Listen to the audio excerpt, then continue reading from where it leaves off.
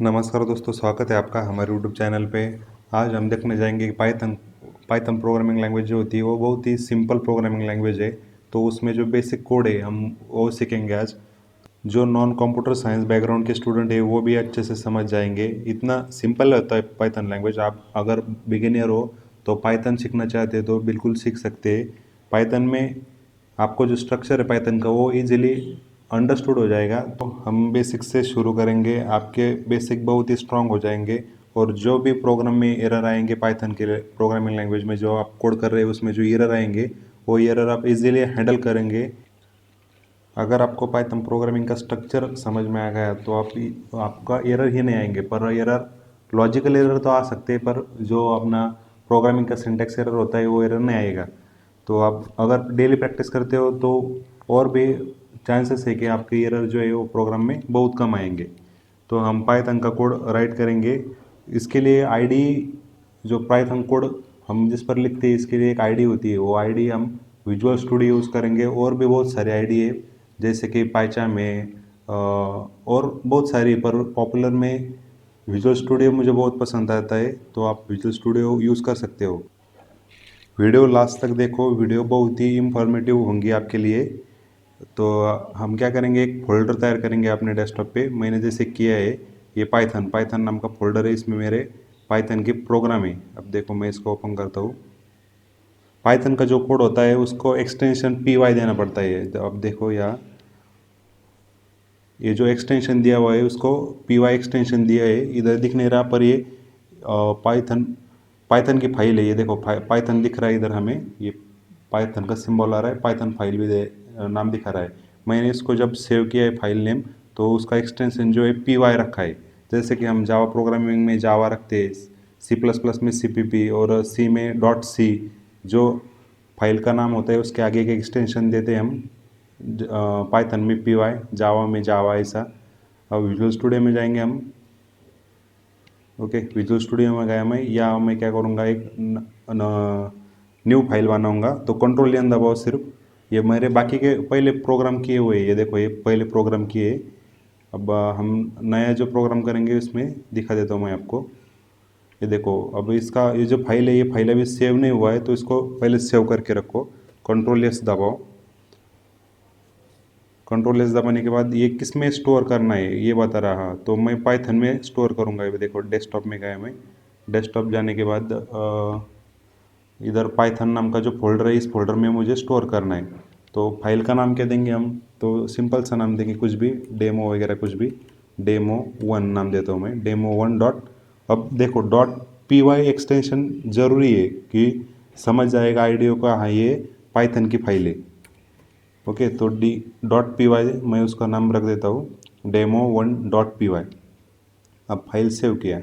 File save करने के बाद उसका पाथ जो है वो यहाँ आ गया, सी यूज़र भागवत डवड़े डेस्कटॉप पाइथन। और ये पाइथन की जो फाइल है ये फाइल आ गई डेमो 1। पाइथन ये फोल्डर है, फोल्डर में ये फाइल मेरी स्टोर हुई। अभी देखो हम इसमें एक सिंपल सा प्रोग्राम करेंगे। प्रोग्राम जब हम कौन सी भी न्यू प्रोग्रामिंग लैंग्वेज सीखते हैं तो पहला प्रोग्राम होता है हेलो वर्ल्ड का। हेलो वर्ल्ड का, या फिर ऐसे ही सिंपल प्रिंटिंग करते हैं हम स्क्रीन के ऊपर। तो इसके लिए कुछ फंक्शन होता है पाइथन में, पहले से डेवलप किया है, प्रिंट। प्रिंट नाम का फंक्शन कर लिखोगे आप, और उसमें जो भी डबल कोट में, डबल इनवर्टेड कॉमा में जो डालेंगे वो एज अ प्रिंट होगा स्क्रीन पर। तो हम देखेंगे अब इसके लिए क्या, ये प्रिंट नाम, प्रिंट, ये देखो ये आईडी बहुत ही इंटेलिजेंट आईडी होती है कि फास्ट डेवलपिंग के लिए आप यही यूज़ कर सकते हैं, या फिर अदर भी कर सकते हैं। क्या होता है, अगर मैंने यहाँ प्रिंट भी लिखा तो ये सजेस्ट करेगा कि आप प्रिंट लिखना चाहते हो क्या। देखो मैंने PRI लिखा तो ये बोल रहा कि सजेशन किया उसने मुझे कि प्रिंट लिखना चाहते हो क्या। तो आप इंटर दबाओगे तो वो आ जाएगा। ओके, हम इसमें अगर हेलो वर्ल्ड लिखेंगे तो वो आउटपुट में आ जाएगा हमारा। अब देखो इसका जो प्रोग्राम एग्जीक्यूट करना है, कंपाइल करना है, तो इसके लिए इधर सिंपल सा एक बटन है रन करने के लिए, या फिर यहाँ जाओ रन, रन, और रन विदाउट डिबगिंग करो, सीधा आपका प्रोग्राम रन हो जाएगा। और जो प्रोग्राम एग्जीक्यूट होता है उसके लिए आउटपुट स्क्रीन ये नीचे आ जाती है। देखो अभी ये पाइथन हेलो वर्ल्ड। ओके, ये हेलो वर्ल्ड आ गया। ये पूरा उसका पाथ है, ये यूज़र वगैरह पाइथन, ये पूरा उसका पाथ है, और ये हमारा आउटपुट आ गया। ओके, हेलो वर्ल्ड लिखा मैंने। और अभी उसको आपको कमेंट आउट करना है। कमेंट आउट किस लिए करते हैं, जो कि हम कोड लिखते हैं, कोड को अंडरस्टैंड होने के लिए, हम कौन सा ऑप्शन ऑपरेशन परफॉर्म किया है ये पता होने के लिए हम उसको कमेंट आउट करते हैं। अब देखो इसको मैं इसके आगे जो कमेंट आउट करूँगा कि ये नोट होगा, नोट हमारे लिए नोट बोलते हैं हम उसको। हैच दबाओ तो इसके अंदर मैं जो लिखूंगा उसके आगे अभी वो ग्रीन कलर में आ जाएगा और वो कंपाइल होते समय एग्जीक्यूट नहीं होगा, मतलब ये उसका पार्ट नहीं होगा, प्रोग्राम का पार्ट नहीं होगा, ऐसा कंपाइलर समझ जाता है। अगर मैंने लिखा कि प्रिंट फंक्शन किस लिए यूज होता है तो मैं इधर लिखता हूँ वो एग्जीक्यूट नहीं होगा, एग्जीक्यूट कंपाइल इतना ही होगा और हेलो वर्ल्ड हमें आउटपुट मिलेगा, और इसके आगे जो लिखूंगा वो एग्जीक्यूट नहीं होगा। कंपाइलर उसको कंसिडर नहीं करेगा कि ये प्रोग्राम का पार्ट है, उसको इग्नोर कर देगा। ओके, और अभी मैं ये अगर एग्जीक्यूट करूँगा तो प्रोग्राम पहले जैसे ही आउटपुट आ जाएगा, पर ये जो मैंने कमेंट आउट किया है उसको वो कंसिडर नहीं करेगा। अब देखो आउटपुट आ जाएगा हमारा पहले जैसे ही आउटपुट आएगा। हो गई, हेलो वर्ल्ड आ गया। अब अगर मैंने उसको कमेंट आउट नहीं किया और ये समझने के लिए ऐसा लिखा तो ये एरर दिखाएगा। अब देखो ये अगर मैंने विदाउट उसको कमेंट आउट करके एग्जीक्यूट किया और वो मैंने किसी और को समझने के लिए या फिर मुझे ही समझने के लिए ऐसा लिखा नोट, पर उसको कमेंट आउट नहीं किया तो एरर आ जाएगा। अब देखो क्या बोल रहा है ये, print function is a use for printing. ये जो लिखा है मैंने प्रोग्राम का जो पार्ट है वो गलत है, इनवैलिड सिंटैक्स बता रहा। तो इसको कंपाइल होते समय कंसिडर नहीं करना है कंपाइलर को, तो उसको हम कमेंट आउट करते। कमेंट आउट करने के लिए हैच यूज़ करते, इतना याद मेरे को, उसका कलर भी अलग हो जाएगा। अब ये प्रोग्राम रन हो सकता है हमारा। ओके, हो गया देखो। प्रिंटिंग करने के लिए सिर्फ प्रिंट यूज़ होता है ये हमें मालूम हो गया है। वेरिएबल कैसे डिक्लेयर करते हैं पाइथन में ये हम देखेंगे। तो अदर प्रोग्रामिंग लैंग्वेज में क्या होता है, सी प्लस प्लस में या फिर जावा में देखो हम क्या करते हैं, उसका जो डेटा टाइप होता है वो डेटा टाइप हम पहले लिखते हैं, जैसे कि इंट, इंट ये इज इक्वल टू 10 ऐसा है, और सेमीकोलन होता है। ये किसका है, ये सी प्लस प्लस सी और जावा में वैलिड है ये, पर ये पाइथन में ऐसा नहीं लिखते। पाइथन में क्या करना है हमें कि इंटीजर वैल्यू अगर आपको स्टोर करना है तो ये इज इक्वल टू 10 लिखो। अब 10 जो है 10 का इंटीजर वैल्यू है, ये पाइथन खुद अब खुद से समझ जाएगा कि हाँ ये जो यूज़र है ये यूज़र इंटीजर ही लिखना चाहता है। ओके, तो ये एडवांटेज होता है। पाइथन स्पेशल क्यों है, इसी वजह से स्पेशल है। अब उसको समझ गया ना कि ये इंटीजर ही लिखना है इस यूज़र को। अब मैं जो ये वैल्यू है ये वैल्यू प्रिंट करना चाहता हूँ, तो प्रिंट लिखो।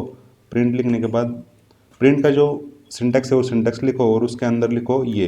अब मैं क्या प्रिंट करना चाह रहा हूँ ये, अब ये की वैल्यू कितनी दी हमने 10, तो आउटपुट स्क्रीन में क्या आ जाएगा 10 आ जाएगा। यहाँ से कोड रन करता हूँ, अब देखो 10 आ गया। ओके, अब मैं यहाँ को कौन सी भी वैल्यू लिखूंगा, ये क्या हो गया हमारा वेरिएबल। वेरिएबल क्या होता है, कंटेनर होता है, एक वैल्यू को कंटेन करता है। अलग अलग डेटा टाइप के वेरिएबल होते हैं, जैसे कि स्ट्रिंग होता है, इंटीजर होता है, फ्लोट होता है, डबल होता है। As per need you can use, मतलब आपकी जो यूज़ है रिक्वायरमेंट है उसके हिसाब से हम वेरिएबल ले सकते हैं। अगर आपको स्ट्रिंग का वेरिएबल चाहिए तो स्ट्रिंग का ले सकते हैं। अब देखो मैंने ये जो ये वेरिएबल है ये वेरिएबल को ही डिक्लेयर कर दिया कि ये स्ट्रिंग का कंटेनर है, एक वेरिएबल है। पाइथन वर्ड नाम की मुझे एक स्ट्रिंग है, ये पूरी स्ट्रिंग है, ये स्ट्रिंग मुझे उसमें स्टोर करनी है। ओके, और अभी देखो मैं यही ये जो नाम का वेरिएबल है वो प्रिंट कर रहा हूँ कि ये में क्या स्टोर है, ये मुझे प्रिंट करना है प्रिंट स्क्रीन में। तो इसको रन करेंगे तो देखो पाइथन वर्ड नाम आ जाएगा, ये देखो ये हो गया। ओके, बी में एक अलग स्ट्रिंग लिखूंगा मैं। बी में क्या स्ट्रिंग लिखता हूँ कि वेलकम नाम लिखता हूँ। डबल कोट में ये देखो, अभी इसका एक और एक बता देता हूँ। अगर हमें स्ट्रिंग लिखना है तो स्ट्रिंग डिक्लेरेशन कैसे कैसे करते हैं हम, ये is equal to double inverted comma में लिखेंगे, या फिर सिंगल में भी लिखो या ट्रिपल में भी लिखो। आप सिंगल में देखो, सिंगल में भी वैलिड है, वेलकम नाम लिखा तो ये भी वैलिड है, और ट्रिपल में भी लिखूंगा तो वो भी वैलिड है। उसका यूज़ होए पर्पज है, सभी का पर्पज है, सिंगल कोट में डबल कोट में। बी नाम का जो स्ट्रिंग वेरिएबल है उस वेरिएबल में वेलकम एक क्या है स्ट्रिंग है, वो स्ट्रिंग मुझे आउटपुट स्क्रीन में चाहिए। तो मैं क्या करूँगा अभी प्रिंट करूँगा, और प्रिंट में क्या डालूंगा, कॉल किसको करूँगा, बी को कॉल करूँगा। तो बी में क्या लिखा है वेलकम, तो आउटपुट में क्या आ जाएगा वेलकम आ जाएगा। अब देखो मैं इसको रन करूँगा, देखो वेलकम आ गया। ओके, अभी ये पहले प्रीवियस वाला आउटपुट है हमारा, ये आउटपुट नहीं चाहिए आपको, तो इसको डिलीट करो यहाँ से। ये देखो यहाँ से डिलीट कर देंगे हम उसे। ओके, और आपको फ्रेश आउटपुट एक स्क्रीन चाहिए, तो इसके लिए अगेन उसे रन करो। रन कर दिया, देखो अभी वेलकम आ गया। ओके, अभी हम क्या करेंगे, उसको मैं इरेज कर देता हूँ पूरे को, और हम क्या करेंगे अभी एक एडिशन का प्रोग्राम करेंगे। इतना बहुत ही सिंपल है, बहुत सिंपल है। ओके, तो हमने पहले सीखा कि वेरिएबल क्या होता है। वेरिएबल में क्या करते हैं, हम एक वैल्यू को कंटेंट करते हैं, स्टोर करते हैं। कौन सा भी एक वेरिएबल ले लो, नम इज इक्वल टू 10 लिया मैंने। ओके, और अभी सेकंड वाला लेता हूँ मैं, num2। num2, अब क्या हो रहा है देखो, इसमें 30, ये दोनों वेरिएबल लिए मैंने इंटीजर डेटा टाइप के। ये बाय डिफ़ॉल्ट पाइथन समझ गया, मुझे उस इधर डिक्लेरेशन करने का कोई ज़रूरत नहीं कि ये बताने की ज़रूरत नहीं कि ये इंटीजर है या फिर स्ट्रिंग है। कौन सा है, 10 लिखा तो 10 क्या है, इंटीजर ही है ना। तो ये भी पाइथन भी समझ गया कि हाँ ये इंटीजर ही लिखना चाहता है। तो अब मैं क्या करूँगा, उन दोनों की एडिशन करूँगा, और वो अलग अलग वेरिएबल में स्टोर करना चाहते हो तो वो स्टोर करूँगा, या फिर मुझे वो प्रिंट करना है उनके दोनों के एडिशन, तो सीधा सीधा क्या करो, प्रिंट फंक्शन हमने तो देखा प्रिंटिंग के लिए यूज़ होता है, और उसके अंदर एरिथमेटिक ऑपरेशन भी परफॉर्म होता है। अगर मैंने लिखा अभी प्लस नम टू, ये देखो num2 सजेशन में आ रहा है। आपने जो वेरिएबल डिक्लेयर किया वो सजेशन में आ रहा है, वो मैंने इंटर कर दिया। अभी इतना करने के बाद इस प्रोग्राम को अगर मैं रन करता हूँ तो इसका आंसर क्या आ जाएगा, 30 + 10 इज इक्वल टू 40। देखो 40 आ गया। इसके अंदर मैं कौन सा भी ऑपरेशन परफॉर्म करूँगा तो वही आएगा आंसर। अब मैं क्या करता हूँ, चलो मैं एक num2 जो इंटीजर वेरिएबल है उसको 5 डिक्लेयर करता हूँ। अब 10 इंटू इन दोनों का मैं मल्टीप्लिकेशन करूँगा तो देखो क्या आ रहा, उन दोनों का मल्टीप्लिकेशन हो जाएगा। नम इंटू num2, इन दोनों का मल्टीप्लिकेशन, देखो क्या आंसर आता है, 10 इंटू 5 इज इक्वल टू 50। ये देखो आ गया।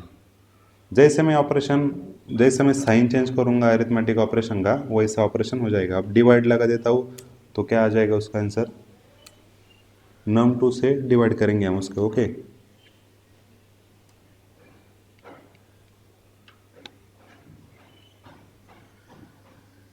टू 2.0। ये जो अभी वैल्यू है वो फ्लोट में आ गई। ओके, अब देखो इन दोनों का ऑपरेशन अनदर वेरिएबल में मुझे डिक्लेयर करना है। एक मैंने वेरिएबल लिया, आंसर नाम का एक वेरिएबल लिया, कंटेनर ना, उसमें हम दोनों की वैल्यू जो है अरिथमेटिक ऑपरेशन परफॉर्म करके स्टोर करेंगे। ये एन एस नाम का एक वेरिएबल लिया मैंने। ओके, अब ये इंटीजर डेटा टाइप का होगा या फिर फ्लोट का, कुछ भी हो सकता है ऑपरेशन के परफॉर्म ये कंसिडर करेगा पाइथन। अब एंस नाम का लिया, और इसमें मैं उन दोनों का ऑपरेशन परफॉर्म करूँगा। ओके, उन दोनों का ऑपरेशन जो परफॉर्म हो रहा है वो स्टोर करूँगा। अब num1 नम प्लस num2, इन दोनों का ऑपरेशन जो है वो ऑपरेशन होगा, और उनका जो आंसर है वो आंसर किस में जाएगा, ANS नाम का जो वेरिएबल है उस वेरिएबल में स्टोर हो जाएगा। जैसे कि अब देखो नम में क्या स्टोर है, 10 है, num2 में क्या स्टोर है, 5। वैसे ही आंसर में ANS नाम का जो वेरिएबल लिया है उस वेरिएबल में इन दोनों का जो ऑपरेशन परफॉर्म होगा वो ऑपरेशन स्टोर हो जाएगा, और वही जो आंसर है वो आंसर हम प्रिंट करेंगे। तो प्रिंट, पहले हमने क्या किया था, सीधा सीधा प्रिंट फंक्शन में ही अरिथमेटिक ऑपरेशन परफॉर्म किया था। अभी मैं सिर्फ वैल्यू को कॉल करूंगा और वो वैल्यू मैं प्रिंट करना चाहता हूँ आउटपुट स्क्रीन में, तो उधर ये एन एस लिखूंगा तो यही ए एन एस आ जाएगा, और ए एन एस में कौन सी वैल्यू है वो वैल्यू प्रिंट हो जाएगी आउटपुट स्क्रीन में। अब मैं फ्रेश करता हूँ इसको और अगेन रन करता हूँ प्रोग्राम को। देखो 15 आ गया। 10 + 5 इज इक्वल टू, ये जो 10 + 5 वैल्यू है, 10 + 5 उसका अरिथमेटिक ऑपरेशन परफॉर्म हुआ, एडिशन हो गया, उनकी एडिशन जो है उसका आंसर आ गया 15, और 15 जो वैल्यू है वो वैल्यू ए एन एस में स्टोर हुई। और ए एन एस हमने क्या किया, ए एन एस की जो वैल्यू है वो वैल्यू को ए एन एस को कॉल किया, ए एन एस वेरिएबल को कॉल किया प्रिंट फंक्शन में, और वही आउटपुट स्क्रीन में आ गए। अब इधर मैं जो वेरिएबल है, वेरिएबल कौन सा भी डिक्लेयर, वेरिएबल कुछ भी डिक्लेयर कर सकता हूँ। मान लो मैंने रिजल्ट लिखा, तो रिजल्ट नाम का एक कंटेनर बन गया, एक वेरिएबल बन गया, और वो वेरिएबल में क्या हुआ, num1 प्लस num2 की जो वैल्यू है वो वैल्यू स्टोर रिजल्ट में हुई। और रिजल्ट में स्टोर होने के बाद अब प्रिंट फंक्शन में क्या लिखा, ए एन एस। तो A N S call, A N S मैंने तो किधर प्रोग्राम में ऊपर डिक्लेयर ही नहीं किया, तो ये एरर देगा। पर मुझे